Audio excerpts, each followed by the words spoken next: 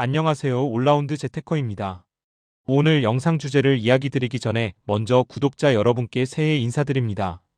올해 병오년은 붉은 말의 해라서 굉장히 뜨거운 한 해가 될 것으로 보입니다. 다들 불같이 화끈하고 성공적인 한 해를 보내시기를 진심으로 기원하겠습니다.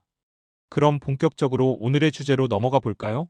오늘은 포트폴리오 투자법 세 번째 영상으로 리밸런싱에 대해 이야기해 보려고 합니다.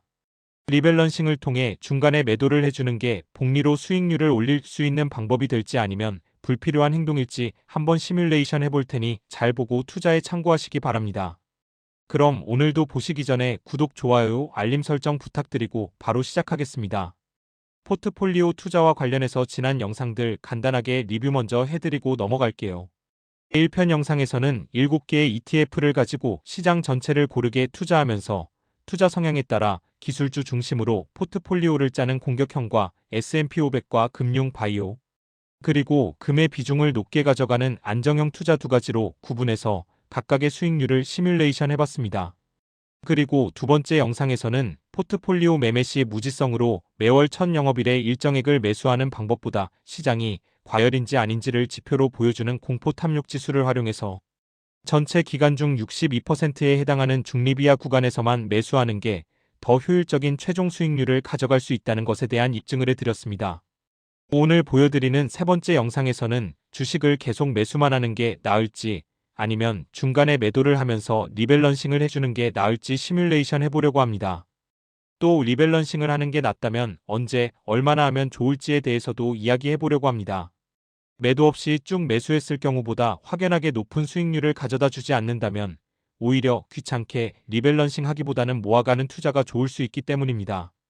자, 그러면 이제 본격적으로 시뮬레이션 과정에 대한 설명을 시작으로 결과 보여드리도록 할게요. 시뮬레이션은 초기 투자금 5만 달러를 공포 탐욕지수 중립이하가 처음 발생하는 시점에 일괄 매수하고 이후에는 매월 첫 영업일에 5천 달러를 추가 투입하는 방식으로 진행하겠습니다. 추가 투입된 자금도 공포 탐욕 지수가 중립이하인 경우에만 매수하는 것은 동일합니다. 이렇게 시뮬레이션 할 기간은 2020년 1월 2일부터 2025년 12월 19일까지 약 6년간입니다.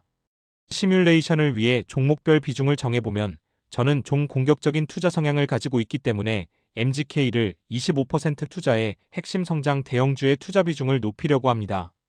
그리고 기술주 중심의 나스닥에 투자하는 QQQ와 반도체 지수에 투자하는 SOXX 그리고 시장 전체에 투자하는 스파이를 각각 20%씩 투자해 핵심 종목에 집중하면서도 시장 전체에 대한 커버리지를 확대했습니다. 반면 금융주, 바이오, 금 ETF도 5%씩 추가해서 약간의 해지 전략을 취했습니다. 해지 비중을 15% 수준으로 낮게 가져가고 있기 때문에 전체적으로 공격형 포트폴리오라고 할 수 있겠습니다. 그리고 리밸런싱 방법은 시기적으로 공포 탐욕 지수 중 익스트림 그리드, 즉 극도의 탐욕 구간이 나타나면 일부를 매도해서 현금을 확보하는 전략으로 가려고 합니다. 아래 지난 5년간 공포 탐욕 지수의 시계열 자료에서 보면 익스트림 그리드를 나타내는 시기는 전체의 5% 수준입니다. 비중에서도 알 수 있듯이 굉장히 드물게 발생하는 시그널로 이때는 시장의 투자자들이 모두가 돈을 벌고 있는 시점이라서 무지성 투자가 만연하게 됩니다. 이 시점 이후에는 반드시 빌미를 만들어 조정이 나타나는 게 시장이었기 때문에 과열을 시키고 장기 투자의 미천을 만드는 의미로 일부 차익 실현을 하기에 적절한 타이밍이라고 생각됩니다. 시뮬레이션 조건 기간은 거의 6년 동안의 자료를 기준으로 했는데 이때는 총 1501일 중 121일이 익스트림 그리드였고 비중이 8% 정도입니다. 앞서 본 2021년 1월 이후 5년간보다는 조금 높지만 유사한 수준이 나타났습니다. 지금부터는 실제로 제가 엑셀로 시뮬레이션 한 내용을 일부 보여드리겠습니다.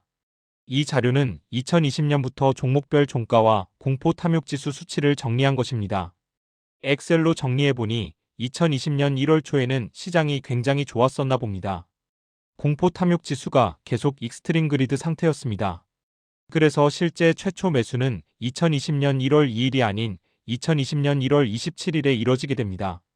공포 탐욕 지수 중립이하 매수 로직대로 누적해서 매수 주식 수를 합산하고 해당 일자의 종목별 종가를 곱하면 평가 금액을 구할 수 있습니다. 평가 금액은 동일 시점의 누적 투자 금액과 비교해 얼마나 수익이 났는지 확인하는 용도로 사용합니다. 그리고 그렇게 매수를 이어가다가 처음으로 매도 시점인 익스트림 그리드가 나오는 시기는 2020년 8월 10일이었습니다. 즉 거의 7개월 동안 익스트림 그리드는 나오지 않았고 월별 추가 투입 금액만큼 매수하면서 보유 중인 상태였던 거죠. 이런 일련의 과정들을 거쳐서 익스트림 그리드 시점에 30%를 매도한 경우, 50%를 매도한 경우, 100%를 매도한 경우를 각각 비교해보면 재미있는 부분들이 많이 발견됩니다.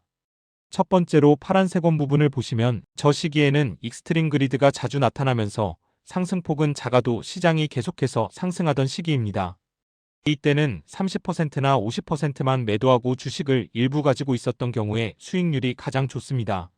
하지만 초록색 원 시기에는 상황이 달라집니다. 일부만 파는 전략이 아닌 100% 매도 전략은 현금이 많기 때문에 추가 매수를 많이 할 수 있게 됩니다. 그래서 그 이후로는 100% 매도 전략의 수익률이 나머지를 앞서는 게 그래프에서도 확인이 됩니다. 최종적으로는 100% 매도 전략이 95% 수익, 50% 매도가 93.2% 수익, 30% 매도가 92.2% 수익으로 100% 수익이 1등입니다. 그렇다면 만약에 리밸런싱을 통한 매도를 안 하고 그냥 쭉 바이앤홀드만 한 경우는 어떨까요? 이 경우에는 최종 수익률이 88.6%로 100% 매도했던 경우와 대비해서 7% 정도 낮은 결과를 보입니다. 6년간의 시뮬레이션으로 봤을 때는 그렇게 커 보이지 않지만 만약 시계열이 더 길어진다면 수익률 차이는 더 많이 벌어졌을 것입니다.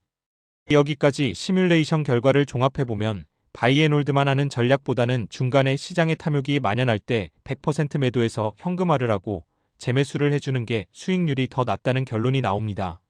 여러분도 단순하지만 유용한 공포 탐욕 지수를 잘 활용해서 효율적인 투자를 해보시기 바랍니다. 세 번째 영상 내용은 여기까지였고요. 다음 영상에서는 해외 ETF 7종과 동일하게 국내에서 활용 가능한 ETF들을 소개해드리려고 합니다.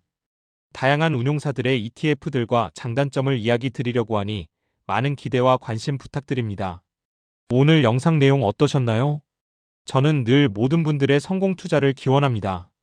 다만 모든 투자의 책임은 본인에게 있으니 감당 가능한 만큼 투자해서 큰 수익 내시길 바랍니다. 그럼 다음 영상을 가지고 돌아오겠습니다. 감사합니다.